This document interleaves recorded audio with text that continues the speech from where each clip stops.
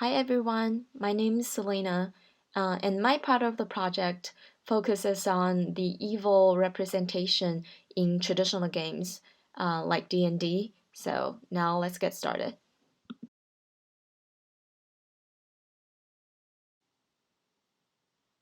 Dungeons & Dragons is a storytelling adventure game generally played with a group of friends around the table. It is also known as a tabletop role-playing game that focuses on the interaction among players and the dungeon master. The game is based on the use of imagination and the famous 20-sided dice to explore dungeons, fight monsters, and with the effort of every single player to complete a wonderful adventure. The methodology I choose to use is semi-structured interviews. The interview questions are designed to invoke in-depth introspection of interviewees regarding on their actions in games versus real life. I have tested around the questions before formal interviews, and I got permissions from all the interviewees to share their responses to you guys. Here's my semi-structured interview guide, where I start with the clarification of the project, and I designed 11 questions, some with follow-up questions and prompts to get the speaker involved. This way, they're more willing to open up and share their personal thoughts with us. I have interviewed 8 people in total, where 4 of them had a one-to-one interview with me, and the other 4 of them had a group interview. About sample demographics, first, the age distribution. 4 of them are still college students that aged from 18 to 22. 2 of them are within the age range of 23 to 27. And 1 person is within 27 to 30. And another one is over the age of 30. The interviewees have different social roles. 4 of them are college students, 4 of them have entered the workforce, but all of them have been in contact with tabletop role-play games. The interviewees covered a range of majors, including PPE, computer science, game design, and communication. For this video, I'm going to show you a collection of interview clips that contains interesting thoughts from interviewees. Because the group interview was done by Chinese, and it was about an hour long, so I have excluded it from this presentation, but I will attach a link to the video, so check it out if you're interested. Those interviewees are all game influencers from China, and they have very unique thoughts about tabletop roleplay games. How do people define evil acts in games? Andy explained how he considered evil acts as seducing others into the dark side. This is somewhat similar to what Joker has done in the movie The Dark Knight. So if I am an evil character, when I try to do something evil, I prefer to seduce normal people or even good people to let them doing bad things. And I like to watching them falling to the dark side of the humanity. I think more specifically making people regret for his hidden evil side. And that's what I think is a good kind of evil story. That's an insight about the complexity of humanity. I really like it. As for Cyrus, evil means acting out immoral thoughts in your head. What I'm saying in general sense is the actions in a game are analogous in my mind to a thought that you'd have in your head. If you had a thought you had in your head of murdering someone, it would not be evil. If you, in the real world, took that action, it would be evil. But inside the fantasy of your head or inside a video game, it is not immoral in any sense. But acting out fantasies in your head in real life would be immoral. Finn has introduced evil as flaws taken to the extremes. Yeah, for me, evil, I would just say that really any flaw taken to the extreme becomes evil. Like you can, I don't know, it depends on the context. There are situations where maybe you hurt someone, but that doesn't make you evil. But taken at large scale, hurting people intentionally for selfish reasons, that's evil. Mhm.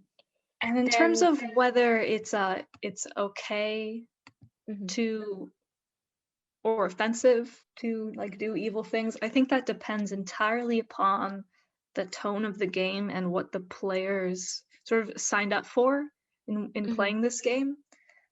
Similar ideas has been brought up by Cyrus as well. I think anything put to the extreme is evil. In this section, we'll talk about how do they design their characters. Do they prefer to design a good or evil characters over the other? Andy emphasized the logic behind the character design, and he thinks it's more important than the character being good or evil itself. So when I try to create a character, if I create a good character, I usually don't think about why this character is good. I just assume it's above the average moral scale. But if I create an evil character, first I prefer to not create a chaotic evil that the character is born with. The character is evil because of certain logic, not a strict logic, but the reason for why he's doing something evil, or I should say the foundation for his evil beliefs. Fan mentioned that she never played an evil character or has designed one in her campaigns. No, I've never made a character that I would call evil or mean. I have made, so the two characters that I've made, I would say both of them were like good people in bad situations. So like both of them had larger organizations that they were a part of that were bad and that they had to break away from. On the other hand, Nak was thinking of creating characters that are vulnerable looking but actually evil inside. She said, a little girl with a knife hiding behind her back is actually more scary than a horrible looking guy with a knife. She thinks the contrast between these two characters will add to the complexity of a character designing and making it more realistic. Cyrus identified the relationship between his ideal self and the character design. I'll make a slight comment. Just in video games, I almost always do something myself, but for tabletop role-playing games, it's usually taking a characteristic, being a characteristic that I have or that I like, or maybe a characteristic that I don't like, and basing a character around it. So no, not usually just based around myself, but sometimes a characteristic which I inhabit or I don't inhabit, and just kind of building a character around that. Other than the topics we previously discussed, there are other statements made by the individuals that are also very interesting. For example, here Andy made a disagreement to the dichotomy between good and evil. He's stating that evil is not the opposite of good, that evil does not equal to not good. Do you think like how do you actually define evil? Do you think it's the opposite of good or like opposite of what we do in real life? Because we're kind of like I believe we both characterize us as like social justice part. We're not at the underground evil part of the society. Yeah, I don't really think evil is the opposite of good, and evil and good sometimes they might overlap each other, and I think some moral dilemmas are best examples. People can't do perfect good thing or perfect pure evil behaviors. So I think we shouldn't consider evil as not justice or not doing good behaviors. I think we should consider evil itself has own system of doing evil things, just like the reason for bad people for being bad. Talking about the detachment of game and real life, most game players are aware that they're in a virtual world and they act differently sometimes because they know they're not responsible for the consequences. The clip shows how the player has different criteria of evil in games versus real life due to the factors we mentioned above.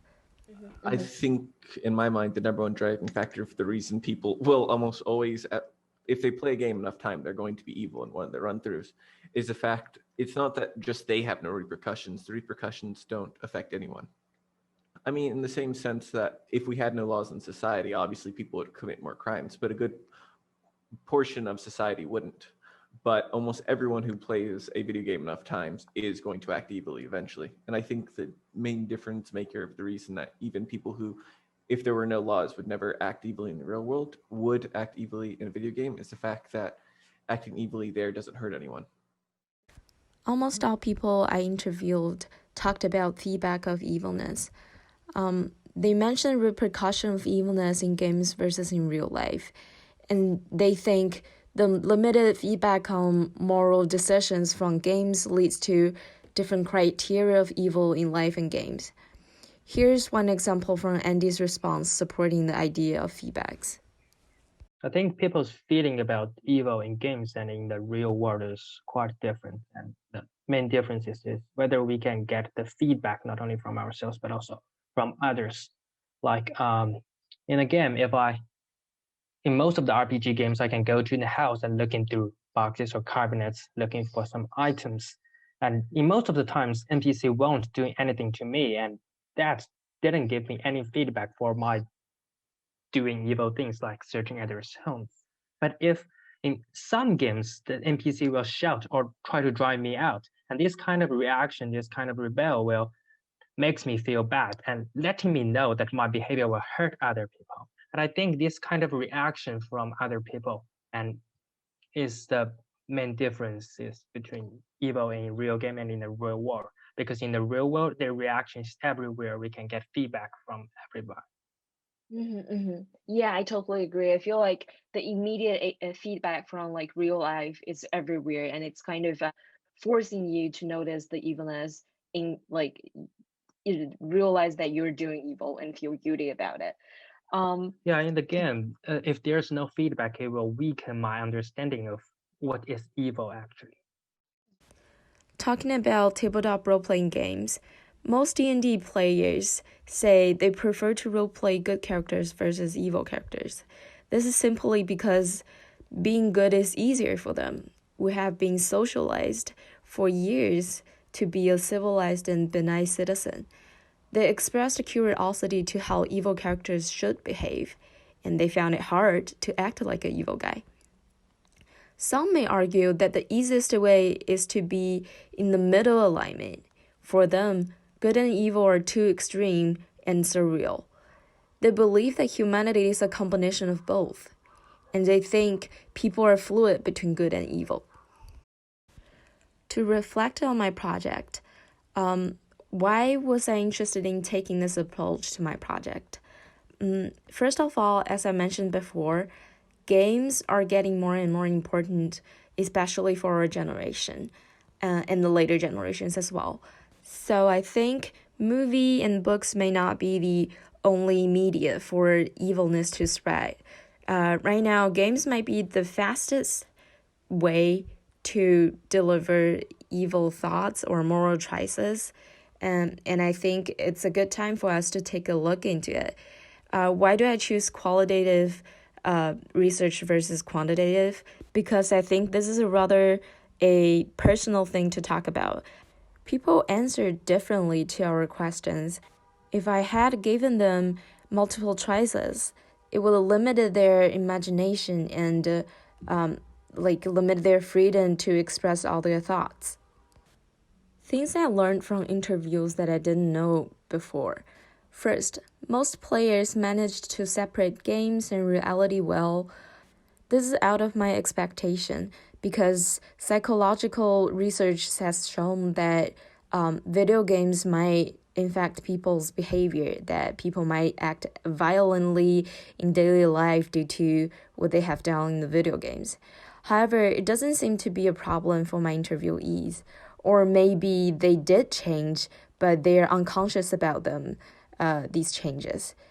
This might require further interviews on people surround these players to know better about the effect of games in reality. Second, soldiers in U.S. Army who control remote drone to attend wars still get PTSD. This is an interesting topic that I brought up during the group interview, that the U.S. Army using something like an arcade to control a weapon that is capable of hurting people and it's far away. But the whole thing seems like a game. You're sitting in front of a screen, you're using a controller. However, the brain can tell the difference. So that is very interesting how these soldiers also get PTSD. Third, evilness is a more complex concept in players' mind comparing to goodness. This also applies to films. Some of the bad guys in the film are well written because evil itself, for most of the people, are more complex than being good.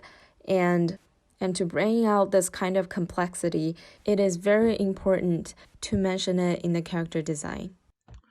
So coming from a board game, which is player to player, now we're going to transition into a game that's player to NPC or non-playable characters, and this time we're doing Undertale.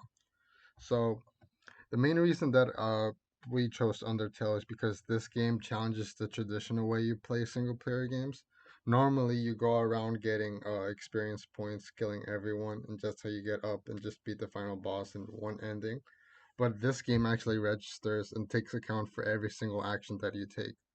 So it's more like of a game that judges you, but first players will normally not notice it.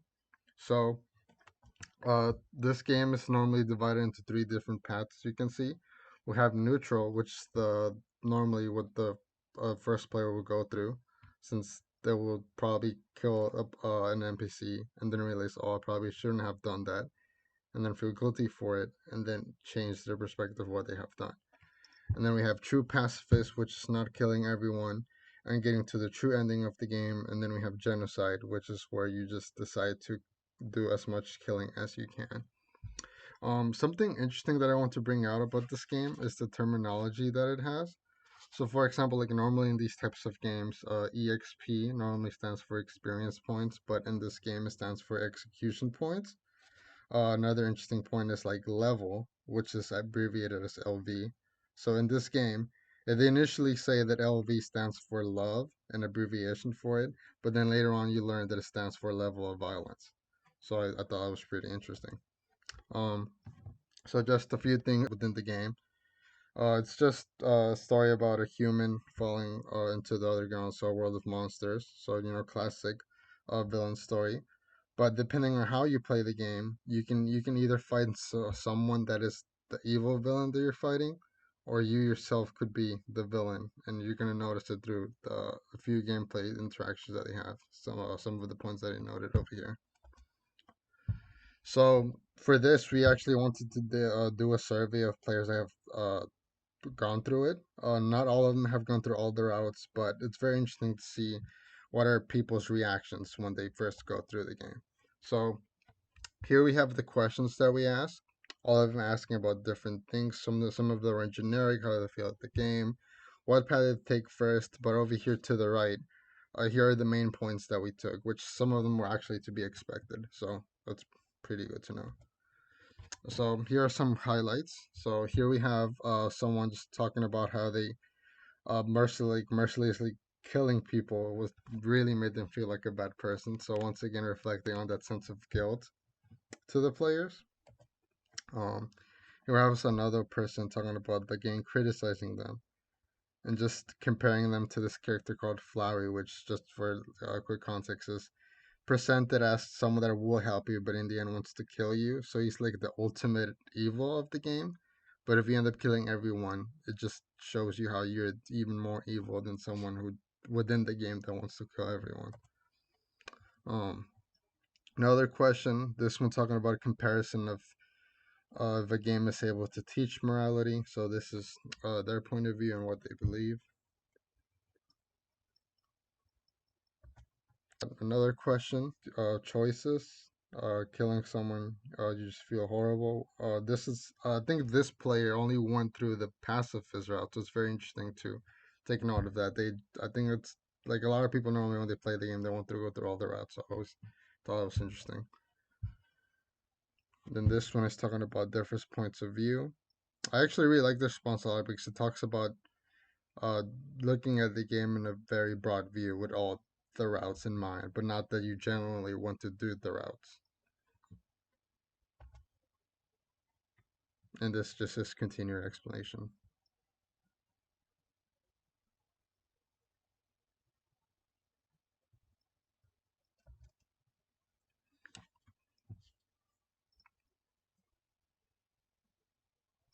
Right, so these were our oh wait, these were our concluding results. Just one main thing that we want to take out of this was that even though players could be presented with a good route or a bad route, the majority of players will still want to go for the good route because it's probably what gives them more, gets most out of the game for them.